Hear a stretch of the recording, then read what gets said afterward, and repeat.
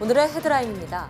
식품의약품안전처가 주성분이 뒤바뀐 코오롱 생명과학의 골관절염 치료제 인보사 K주에 대한 품목 허가를 최종 취소 결정했습니다.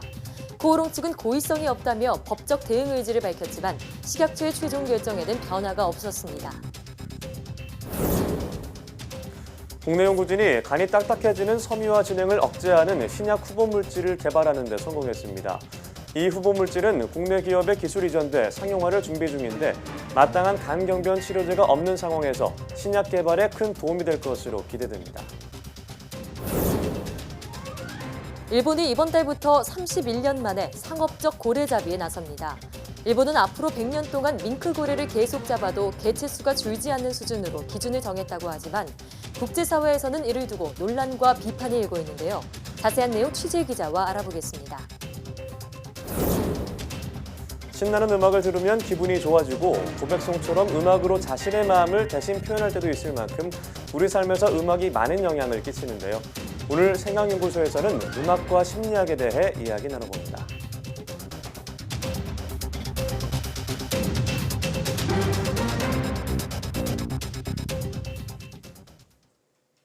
여러분 안녕하십니까? 사이언스 투데이입니다. 주성분이 바뀐 골관절염 유전자 치료제 인보사에 대한 허가 취소 처분이 최종 확정됐습니다. 코오롱 생명과학은 행정소송을 예고하고 미국 임상시험을 재개하겠다는 입장인데 쉽지 않아 보입니다. 김정회 기자입니다.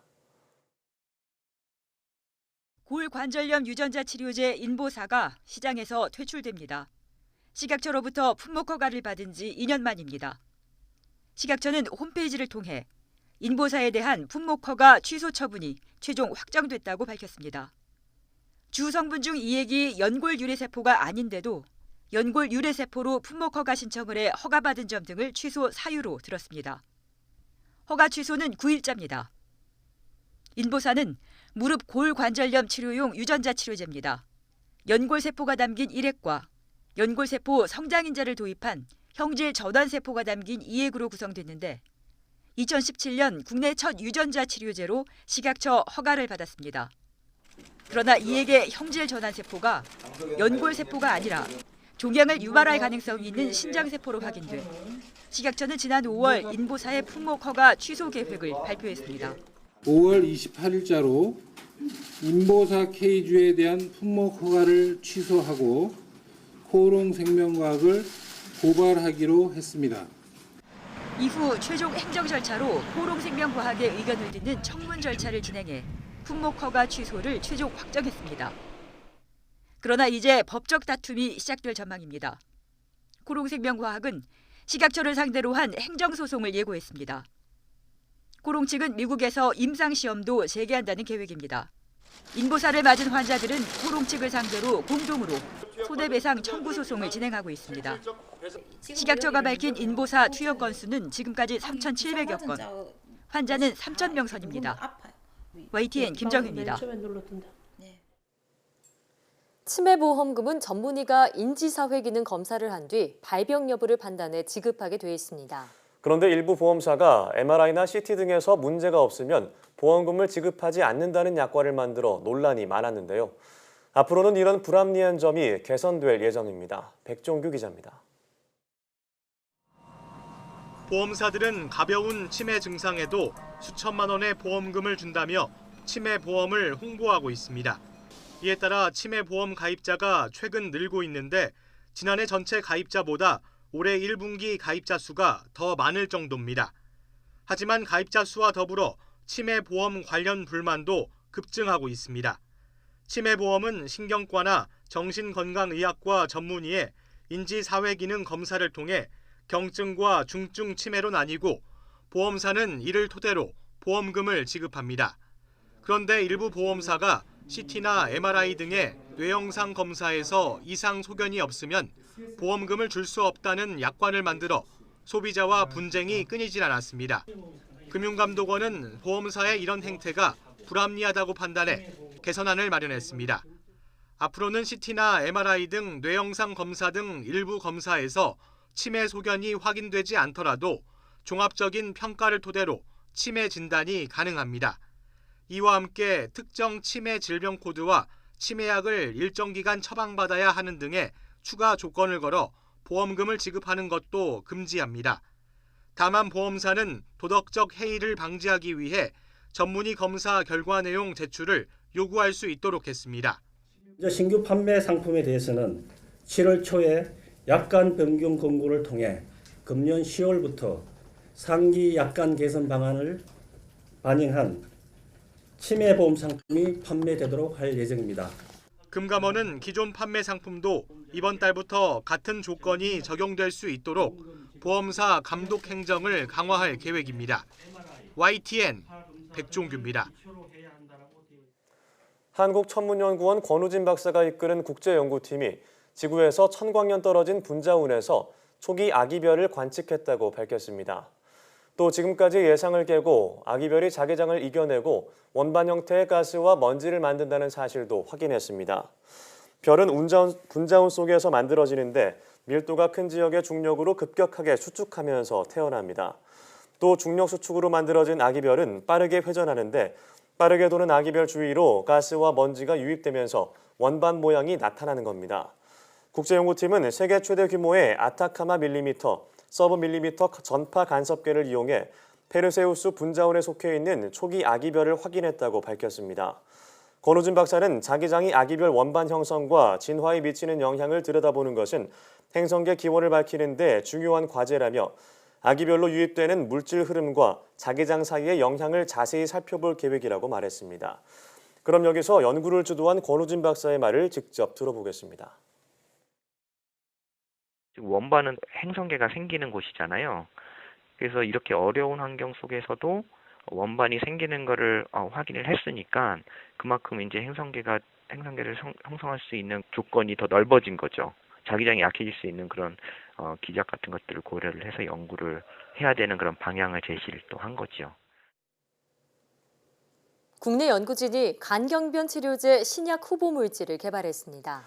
마땅한 간경변 치료제가 없는 터라 상용화가 되면 치료에 많은 도움이 될 것으로 기대됩니다. 이정우 기자가 보도합니다. 우리나라 간경변 환자는 남성 25만여 명, 여성 15만여 명으로 남성이 1.6배 더 많은 것으로 조사되고 있습니다. 특히 간경변은 40대 남성에게 많이 나타나는 간질환으로 상당수가 간암으로 발전할 수 있는 데다 한번 손상되면 회복이 어려워 초기 치료가 중요합니다. 하지만 현재 시판 중인 치료제는 간경변 전 단계인 지방간 증상을 완화하거나 간세포의 활성을 도와주는 보조치료제 수준에 머물러 있습니다. 이런 상황에서 국내 연구진이 간이 딱딱해지는 섬유화 진행을 억제하는 신약 후보 물질을 개발했습니다.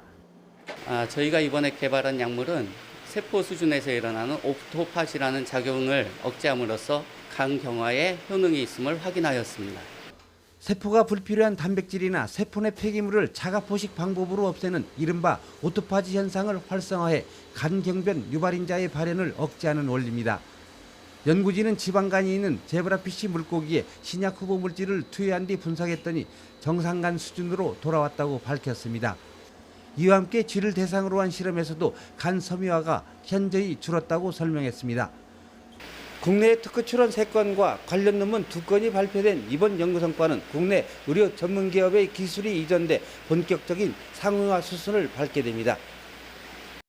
경구가 투여가 가능한 저분자 물질이기 때문에 굉장히 개발을 하게 되면 환자한테도 용이하면서 새로운 저분자 물질이 신약이 될 거라고 생각을 하고 있습니다. 하지만 풀어야 할 과제도 있습니다. 오토파지 활성으로 인해 간경변 유발인자가 억제되는 사실을 알아냈지만 아직 작용 원리는 밝혀내지 못했기 때문입니다. YTN 이정우입니다.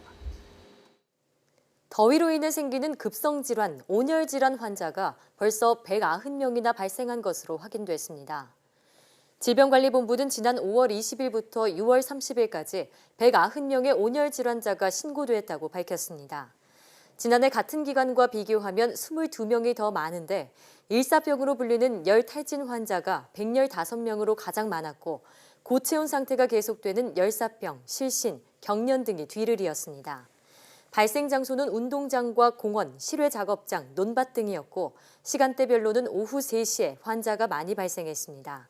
질병관리본부는 본격적인 무더위가 시작되면서 온열 질환 환자가 급증할 것으로 보고 불볕더위 속에 실외 활동은 자제하고 수분 섭취를 충분히 하는 등 건강 수칙을 지켜달라고 당부했습니다. 하루에 소주 5잔 이상을 마시는 음주자가 한 잔 정도로 줄이면 대사증후군 발생 위험이 39% 줄어든다는 연구 결과가 나왔습니다. 서울대병원 가정의학과 연구팀은 평균 52살 남녀 4만여 명을 분석한 결과 알코올 섭취량 변화와 대사증후군 사이에 이 같은 연관성이 관찰됐다고 밝혔습니다. 연구팀은 알코올 섭취량을 조금만 줄여도 대사증후군 예방 효과를 기대할 수 있는 만큼 평소 적절한 음주 습관을 띠도록 노력하는 게 바람직하다고 권고했습니다.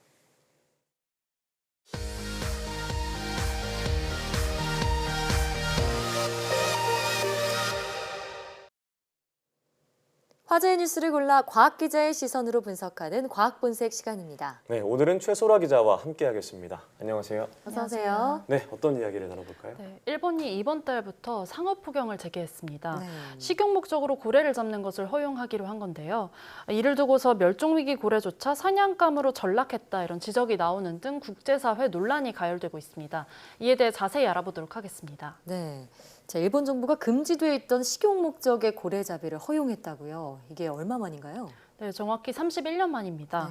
네. 일본 내에서 공식적으로 상업 폭영이 금지된 게 지난 1988년이거든요. 예. 역사를 간략하게 정리를 해드리면요. 일본은 1951년 IWC, 그러니까 국제폭영위원회에 가입을 했습니다. 예. 이후 1960년대까지만 해도요. 일본의 고래 소비량은 연간 23만 톤 이상이었습니다. 당시에는 이 학교 급식으로도 고래가 친숙한 재료였다고 합니다. 그렇군요. 그런데 IWC는 1982년에 고래 보호를 이유로 상업 폭영 중지를 결정을 했고요. 예. 일본도 1988년부터 상업 폭영을 공식적으로 중단했습니다. 일본 수산업계에서는 수십 년간 반발이 지속됐고요. 지난해 9월 일본 정부가 IWC 총회에서 상업 폭영 재개를 제안했는데 이 안건이 부결됐습니다. 네. 그러던 중 과거에 상업 폭영을 활발히 하던 야마구치나 홋카이도 등에서 여기 이 지역구를 둔 여당 의원들이 이 일본 정부가 이 여당 의원들의 요구를 수용을 한 겁니다. 네. 그러자 일본이 지난해 12월 IWC 탈퇴를 결정을 했고요. 일본은 유예 기간을 걸쳐서 지난달 30일에 IWC에서 정식으로 빠졌습니다. 네. 그러니까 31년 만에 폭영이 가능해진 거죠.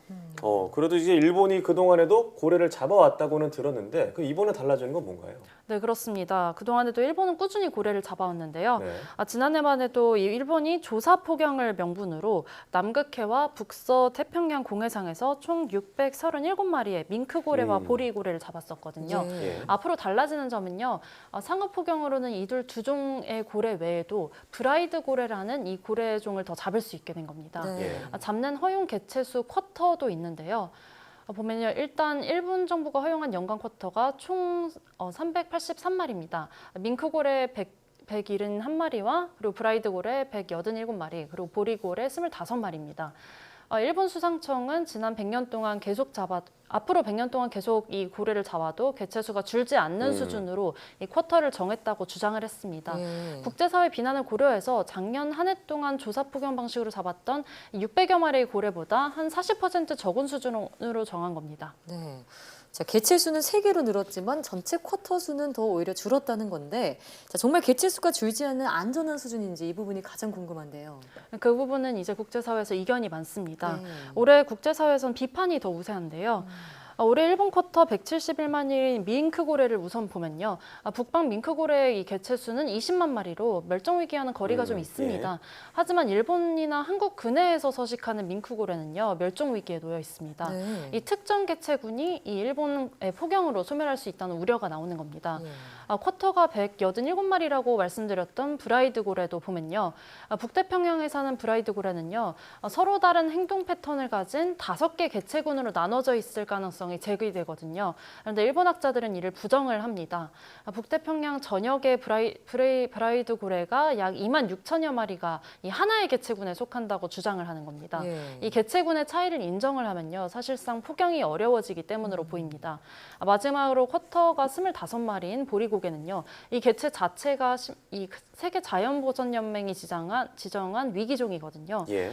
개체 수가 차츰 늘어나고 있기는 한다고 하지만요. 멸종위기를 완전히 벗어나지는 못하고 있습니다. 네. 이 고래 포획이 허용되면은 안 그래도 적은 개체수를 이 보전을 위협받게 되는 겁니다. 네, 좀 지켜봐야 될 것 같은데. 자, 그럼 이번에 그 일본의 상업 폭염으로 우리나라에는 어떤 영향을 미치게 되나요? 네, 우리 정부도 심각한 우려를 나타내고 있습니다. 예. 해수부가요, 우리 수역의 고래 자원에 영향을 미쳐서는 안 된다 이렇게 밝히기도 했고요. 예. 우리나라 시민단체들도 주한 일본 대사관에서 지난달 거세게 항의를 했습니다. 일본 어부들이 상업적으로 이제 앞으로 고래를 잡게 되는 곳이 일본 영해와 이 태평양의 오호츠크의 이 배타적 경제 수역인데요. 우리나라 주변에는 이 31종의 고래류가 분포하고 있습니다. 일본의 상업 폭염 대상 종에 포함된 종도 있거든요. 예. 그리고 특히 민크고래는 우리 수역에 1,500마리가 있는 것으로 추정이 됩니다. 그래서 우리나라 고래 개체수에도 충분히 영향을 줄 것으로 보인다는 겁니다. 네, 자, 그러니까 개체수에 영향을 주지 않는 정도의 안전한 수준이다라는 일본의 의견에는 국제사회의 이견이 있는 상황이군요. 자, 그런데 일본이 이렇게까지 해서 고래를 왜 잡으려고 하는지 그만큼 수요가 많은 건가요? 아무래도 일본 전통 문화 때문인 것으로 보이는데요. 예. 2차 세계대전 이후에 일본은 이 고래고기가 저렴한 단백질 섭취원이었다고 합니다. 당시를 기억하는 노년층이 이 고래고기의 향수를 느낄지도 모른다고 하는데요. 그린피스 일본 지부 관계자는요, 폭염을 지지하는 것은 그 자체보다 일본인의 자존심과 전통 문화를 지키려는 것에 가깝다 이렇게 말을 하기도 했습니다. 네. 네, 하지만 일본 내에서조차 이 상업적 폭염이 허용이 되더라도 고래고기에 대한 수요가 크게 늘지 않을 것이라는 전망도 있습니다. 뉴욕타임즈 보도에 따르면요, 일본의 젊은 층은 고래고기 특유의 맛과 냄새를 선호하지 않는 경우가 많다고 합니다. 일본 현지 언론이 진행한 여론조사도 보면요, 폭염 재개를 지지하기는 하지만 굳이 고래고기를 먹을 필요는 없다는 입장을 보인 응답자가 대다수였습니다.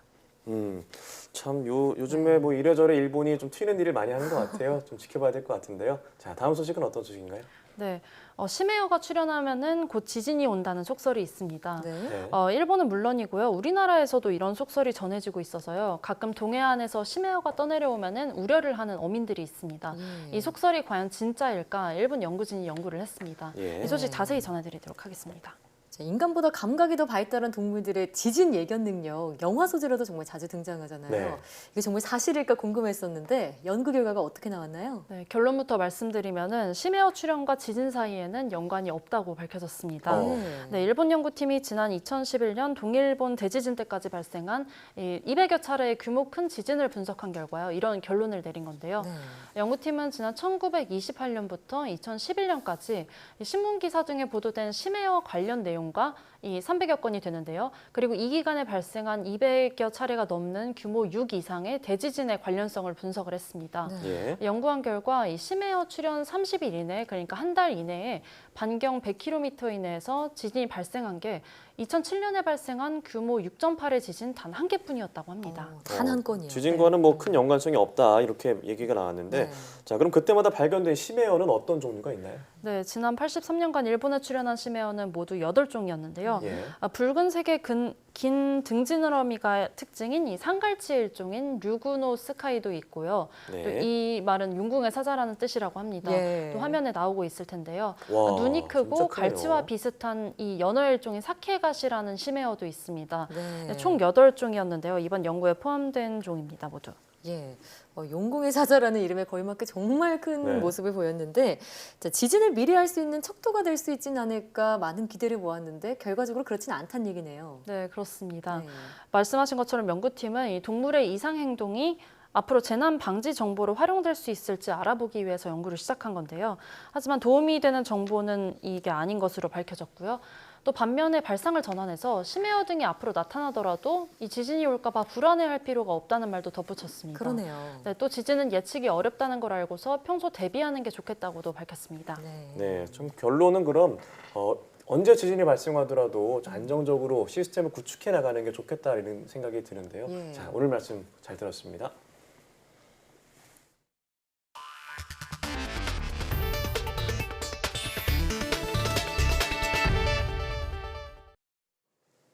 극지방의 얼음에서 일어나는 화학 반응이 지구온난화 해결의 실마리가 될 수 있다는 연구 결과가 나왔습니다. 극지연구소 포스텍 등 공동연구팀은 극지방의 얼음에서 미세조류의 성장을 돕는 철 이온이 방출되는 현상을 발견했다고 밝혔습니다. 철 이온은 극지방 바다에서 미세조류의 생산 활동을 활성화하고 더 많은 이산화탄소를 잡아두는 역할을 합니다. 특히 자연계에 존재하는 철 성분은 산소와 결합한 산화철 형태로 미세조류의 활동에 도움을 주지 못하지만 극지방 얼음에서는 산화철을 철 이온으로 바꾸는 화학 반응이 일어난다고 연구팀은 설명했습니다. 날이 더워지면 어민들의 고민이 하나 더 늘어납니다. 바로 적조 때문인데요. 네, 경남 앞바다에서 적조 피해를 줄이기 위한 방제 훈련이 열렸습니다. 오태인 기자가 다녀왔습니다.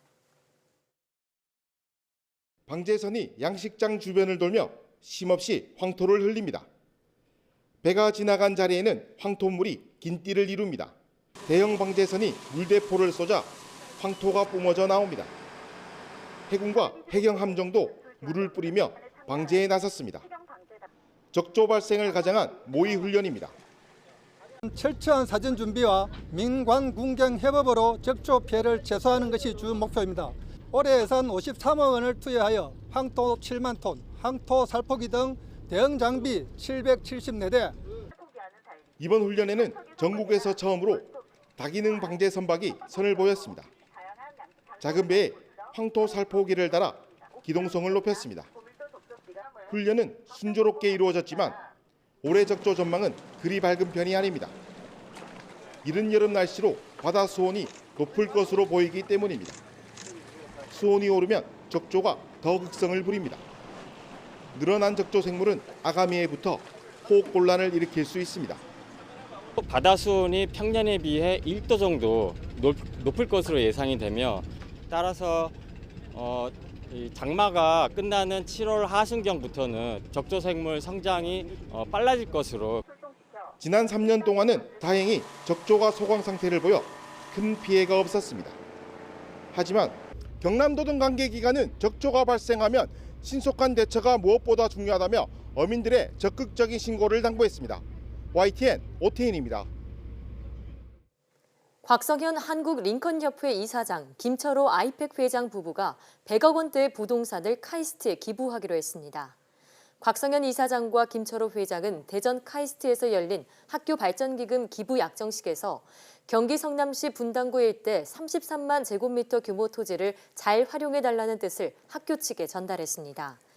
곽 이사장은 카이스트가 끊임없는 도전과 혁신 성장을 통해 인류의 행복과 번영에 기여하는 4차 산업혁명 선도대학으로 발전하길 바라는 마음에서 기부를 결정했다고 설명했습니다. 카이스트는 기부자의 뜻을 존중해 가치 있게 활용할 것이라며 기증받은 부지를 4차 산업혁명 시대 대한민국 희망의 전진기지로 만들어가겠다고 말했습니다. 북한과 연계된 것으로 추정되는 해킹단체가 자유한국당의 산하기관인 여의도연구원을 사칭한 피싱 메일을 살포한 것으로 파악됐습니다. 보안기업인 이스트시큐리티는 해킹 조직인 금성121이 여의도연구원에서 작성한 문서처럼 꾸며 바이러스 공격을 수행한 정황이 포착됐다고 밝혔습니다. 금성121은 보안 취약점을 이용해 국내 대북단체와 국방 분야 관계자를 공격해왔습니다. 이번에 발견된 이메일의 첨부 파일을 실행하면 여의도연구원이 작성한 문서가 나타나며 감염된 컴퓨터의 정보를 수집하고 탈취하는 역할을 합니다. 이 메일은 자유한국당 정보위와 국방위, 외교통일위원회 소속 의원실에 집중적으로 발송된 것으로 전해졌습니다. 오스트리아가 유럽연합 회원국 가운데 처음으로 발암 논란을 일으킨 제초제 글리포세이트 사용을 전면 금지하기로 했습니다.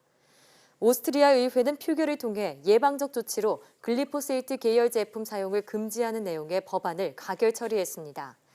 글리포세이트는 지난 1974년 미국의 종자 농약 기업인 몬산토가 개발해 판매하기 시작했지만 세계보건기구가 지난 2015년 이를 발암성 물질로 분류하면서 안전성 문제가 도마 위에 올랐습니다.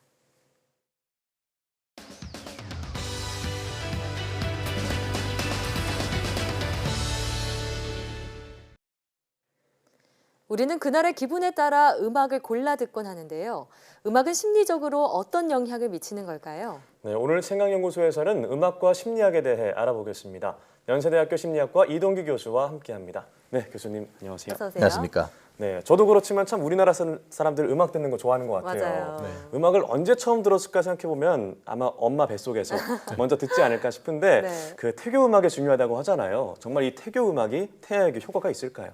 네, 이게 사실 사람이 청각을 언제부터 갖게 되는가 네. 했을 때 보면 대개 한 태어나서 대략 4개월 정도라고 얘기를 하거든요. 태어난 이후에요. 네, 이후에 4개월 정도인데 예. 그다음에 이제 그 전까지 소리를 못 듣는 거죠. 네. 근데 그다음에 이제 달팽이관 같은 미세 기관들이 또 발달해야 되니까 네. 한 2달 정도가 더 필요하고 약 6개월 정도가 지나면 듣지 않는가 음악을 소리 같은 거 들을 수 있다 이렇게 보는데요. 예. 사실 태아가 엄마 뱃속에서 뭘 들었는지 우리 알 수는 없죠. 기억이 안 그렇죠. 나니까. 예. 하지만 이제 그 실제 보면 태어나기 한 3개월 전, 6개월 지나갔고 이때쯤 되면 외부 소리를 들을 수 있지 않나 이렇게 추측을 합니다. 관련해서 이제 실험을 했는데요. 2011년에 캐롤라인 그라니에 데페르라는 그분 네. 감각지각 연구하는 분들인데요. 네. 이 연구팀이 임신 35주에서 37주자 되는 여성들에게 매일 2번씩 그 특정한 음악, 피아노 음악인데 음악을 들려줬어요. 예. 하루에 2번씩 들려줬죠. 이제 아이가 태어난 다음에 한 6주가 지난 다음에 똑같은 음악을 아이들한테 들려줘 본 거예요. 예. 그랬더니 이 아이의 심장 박동수가 이게 훨씬 더 이완되는 그런 효과를 가지고 차분해지는 거죠. 예. 사실 이 피아노 음악이 흔한 음악이 아니었기 때문에 애들이 이젠 들었을 기억이 없거든요. 예. 그걸 보면은 아이들이 아마 특정한 음악을 그 뱃속에 있을 때 그 듣고 그걸 기억하는 게 아닐까 이렇게 생각되고 있습니다. 네, 그러니까 음악을 들을 수 없는 태아가 뱃속에서 듣던 음악에 반응을 했다고 하니까 정말 인상적인데요. 자, 그런데 누구나 유년 시절을 추억하는 노래 한두 곡쯤 있잖아요. 네네. 그 중에서는 뭐 선생님들이 듣지 말라고 한 노래도 있을 텐데 청소년기에 들은 음악이나 노래가 아이들의 정서 발달에 영향을 주기도 하나요? 실제로 하면 음악 영향이 있겠죠. 그래서 네. 이제 그 범죄학 교수였던 맥과이하고 스나이프스 연구팀이 연구를 했는데요. 해보니까 결과가 랩이라든지 또 헤비메탈 뭐 이런 예. 것들 특정한 어떤 음악들이 실제로 아이들이 자랄 때 정서나 행동에 영향을 준다는 그런 결과들이 나타났습니다.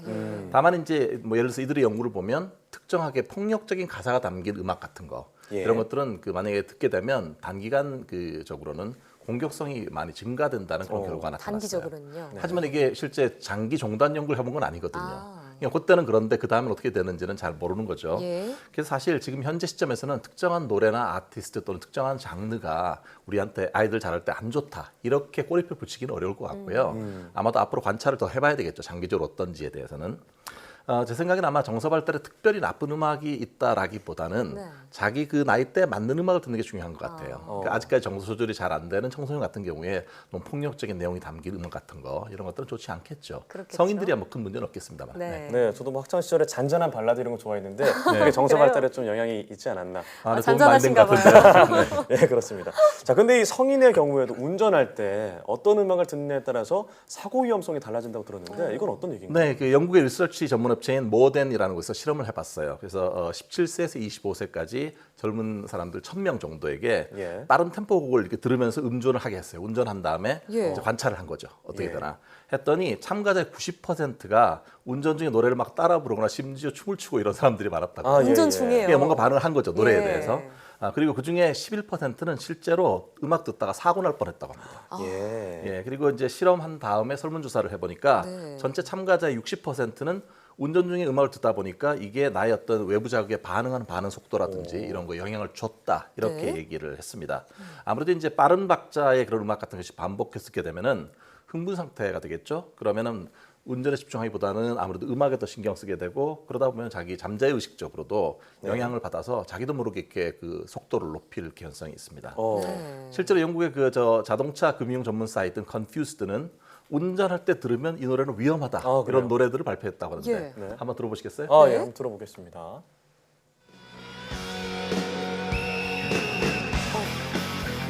제 스타일인데요. 호루라기 소리가 저 되게 바뀌는데요? 좋아하는 노래인데.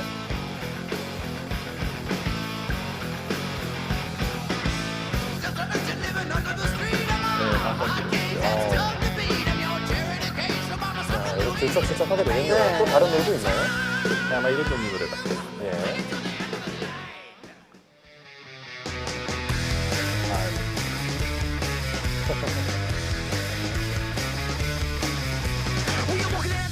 예, 특히 듣기만 해도 이게 어깨가 들썩들썩하고 운전하면 좀 위험할 수도 있겠다는 생각이 드네요. 네, 아니, 저도 모르게 막 가속 페달 밟을 수도 있을 것 같은데요. 차가 들썩거릴 것 같죠. 네, 정말 두 곡 다 정말 강렬하고 빠른 템포의 네. 곡이라는 생각이 드는데요. 네네. 이런 곡들은 운전할 때 좀 위험하다라고 하셨고요. 혹시 운전할 때 좀 도움되는 곡도 있을까요? 아무래도 이제 우리 심장 박동수 정도로 비슷하게 한 60에서 80 정도 이런 그 분당 이런 정도의 그 비트로 하면 좋겠죠. 한번 이런 어떤 음악을 들으면 좋은지 한번 들어보시죠. 네. Come up to meet you, tell you I'm sorry. You don't know how lovely you are.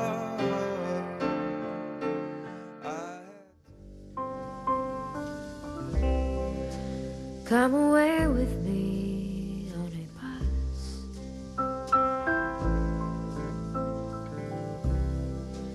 Come away. 노래 들으니까 where they 제가 이제 노곤노곤해지는 것 같고 약간 차분하고 졸리는 수도 있잖아요. 아, 제가 굉장히 좋아하는 노래들이네요. 아, 네네. 네. 아, 이런 노래가 좋다 이런 얘기군요. 자, 그런데 우리 사람들이 이제 노래를 들을 때 보통 이동을 하거나 네. 휴식을 취할 때 듣는데 네. 제 친구들 중에 이제 공부할 때 노래 듣는 친구들이 있어요. 저도 그래요. 아, 그래요? 네. 저는 이게 잘 되는지 모르겠더라고요. 이게 실제로 뭐 어디 집중하는 데 도움이 되나요? 그게 이제 그 여러 가지 논란거리인데요. 그 이제 그리드를 파괴하라라는 그런 책이 있는데 그 책에서 네. 이렇게 얘기를 해요. 네. 은은한 정도의 소음은 집중력에 도움이 된다. 그래서 예를 들어서 소음 그때는 이제 소음의 데시벨이 중요한데 약 네. 70데시벨 정도에 되는 그런 소음이나 음악 같은 거 이런 경우에는 오히려 창의력이나 인지 프로세스, 인지 과정 이런 것들에 도움이 된다고 합니다. 근데 이게 이제 너무 조용하면 사실 업무에 정확성은 있더라도 이게 그 어떤 창의력 같은 건 도움이 전혀 안 되고 또 이제 85데시벨 이상의 높은 그런 음악을 듣잖아요. 음각. 그러면은 정보 처리 자체를 원활하게 할 수가 없어요. 그래서 실제 집중력이 떨어진다고 봐야 되겠죠. 참고로 락 음악 같은 경우는 120데시벨입니다. 그러니까 집중력이 전혀 도움이 안 돼요. 안 되겠죠. 세계보건기구인 WHO에서는 권장할 때 53데시벨 이상의 음악을 너무 크게 장기적으로 오래 듣게 되면은 심혈관 그런 그 질환 같은 거를 겪을 수가 있다고 합니다. 예. 너무 크게 듣는 건 좋지 않은 것 같아요. 사실 저도 공부할 때 잔잔한 팝송 듣기는 하는데 이게 공부가 잘 됐나요? 잘 못 알아들으니까 집중이 잘 되더라고요. 근데 요새 앵커랑 저처럼 이 공부를 할 때 뭔가에 집중할 때 음악을 듣는 게 효과적인 사람 아닌 사람 이렇게 나뉘는데 이게 사람 성격 따라 달라진다고 하더라고요. 예, 성격 따라 좀 다릅니다. 예를 들어서 평상시 원래 차분하고 조용한 거 좋아하는 분들, 이런 분들 같은 경우에는 음악을 이렇게 들을 때도 그게 영향을 이렇게 많이 안 받거든요. 별로 예. 지루해지도 않고. 네. 이런 분들은 일의 능률을 해치지 않은 범위 내에서는 음악 같은 걸 잔잔하게 들으면서 작업하시는 게 좋을 것 같고요. 다만 이때도 너무 크게 듣는 건 좋지 않습니다. 네. 반대로 어떤 분들은 보면 한시도 가만 못 있잖아요. 되게 예. 뭔가 뭘 해야만 직성이 정서가 풀리고 이런 분. 불안하고, 예, 이런 분들 같은 경우에는 네. 지나치게 음악을 만약에 듣게 되면 신나가지고 음악 듣다가 일에 몰두를 못해요. 그러니까 이런 분들은 좀 자제하시는 게 좋을 것 같습니다. 오승 앵커 자제하시는 게 좋겠네요. 각자 성향에 따라 차이가 있는 것 같네요. 저는 그래서 ASMR 요즘 네네. 많잖아요. 빗소리 들으면서 공부도 해보고 그랬는데 네. 저는 안 듣는 게 좋은 것 같아요. 그냥 네. 조용한 데서 공부하는 게 좋은 것 같다는 생각이 드는데 예. 이렇게 청소년이나 성인들이 상황에 따라서 맞춰서 음악을 듣기도 하는데 그 요즘 보니까 노년기 치매에도 음악이 도움을 준다는 얘기를 들었어요. 이거 어떤 얘기인가요? 네, 이게 그 알츠하이머를 포함해서 혈관성 치매라든지 치매 질환이 많이 있잖아요. 예. 이런 경우 되게 정서적으로 혼란되고 사실 사회적으로도 많이 단절돼서 우리의 관심이 필요한 그런 분들인데 이런 분들 특히 알츠하이머 같은 환자들도 새로운 정보를 습득할 때 음악을 통해서 받으면 도움이 된다고 합니다. 예. 원래 이들은 사실 심리학자 세브린 삼손이라는 사람이 연구를 해봤는데요. 치매 환자들은 사실 심각하게 언어가 침윤이 되고 그다음에 기억 장애를 가지고 있잖아요. 자기가 예. 잘 못 알아보고 이런 게 되는데 음악에 대한 기억만큼은 부분적으로는 보존하고 있다는 그런 얘기를 합니다. 그러니까 이게 왜냐하면 무의식 중에 음악 같은 것들은 상당히 각인이 된 상태로 저장이 되기 때문에 일반적인 그런 어떤 인지 과정이라든지 이런 것들은 많이 침윤을 당해서 여러 가지 장애가 온다고 하더라도 네. 자기한테 무의식 중에 남아있는 그 음악은 기억을 한다는 얘기거든요. 그래서 훨씬 더 이런 분들 같은 경우에도 뭔가 좀 더 자극을 주고 이렇게 할 때 음악 같은 것이 도움이 될 수 있다고 보겠습니다. 예. 자, 그러니까 뭐 어린아이든 노인이든 아프든 건강하든 음악은 정말 사람과 뗄 수 없는 존재다라는 생각이 네. 드는데요. 내가 지치고 힘들 때 위안이 될 수 있는 그런 노래 한 곡 정도는 갖고 있는 게 좋겠다는 생각도 드네요. 너무 시끄러운 음악 말고요. 네, 잔잔한 음악으로요. 네. 네, 지금까지 생강연구소 연세대학교 심리학과 이동기 교수와 함께했습니다. 오늘 말씀 고맙습니다. 고맙습니다.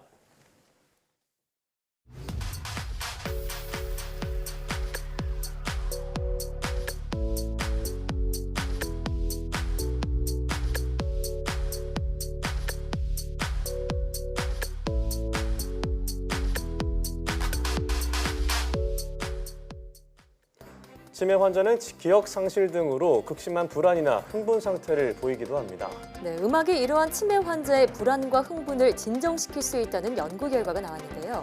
환자들에게 치매 발병 이전에 자주 들었던 노래를 들려주자 활기를 보였다는 연구 결과도 있습니다. 치매 환자에게 음악이 치료이자 소통의 수단이 될 수 있을지 추가적인 연구 결과 기대해 보겠습니다. 네, 사이언스 투데이 오늘 저희가 준비한 소식은 여기까지입니다. 함께해 주신 여러분 고맙습니다.